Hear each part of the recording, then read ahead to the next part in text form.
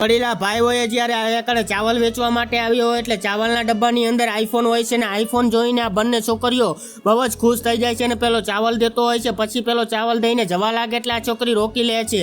એટલે પેલો કહે છે કે શું કામ છે, મેં તમને ચાવલ તો આપી દીધા. એટલે આ છોકરી કહે છે કે અમારે ઝાઝા જોઈ છે, હજી જોઈ છે ચાવલ, તમે અમને બધાય આપી દો ચાવલ. એટલે પેલો કહે છે કે કેમ? ત્યારે આ છોકરી કહે છે કે અમારા ઘરે આજે મહેમાન આવવાના છે એટલે મહેમાન માટે અમારે ખીર પૂરી બનાવવાની છે એટલે આજે અમારે આ બધા ચાવલ જોઈ છે. ત્યારે પેલો કહે છે કે આ ચાવલ હું તમને ના આપી શકું કારણ કે આ ચાવલનો સોદો થઈ ગયો છે ને મારે મોટા માલિકને જઈને આ ચાવલ બધા આપવાના છે, એમની સાથે મારે ડીલ થઈ ગઈ છે એમ કહેવા લાગે છે.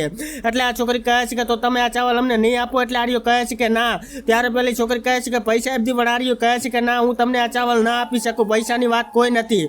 એટલે આ છોકરી કહે છે કે અરે ભાઈ તમે એકદમ પ્રાઇસ તો બોલો, અમે તમને માગી પ્રાઇસ આપશું. એટલે પેલો કહે છે કે અરે મને આ ચાવલના 20,000 રૂપિયા આપી દો. એટલે પેલી છોકરી કહે છે કે 20,000 રૂપિયાની વાત, એટલું કહીને તરત જ એ છોકરીઓ એના 20,000 રૂપિયા કાઢે છે અને પહેલાને આપી દે છે.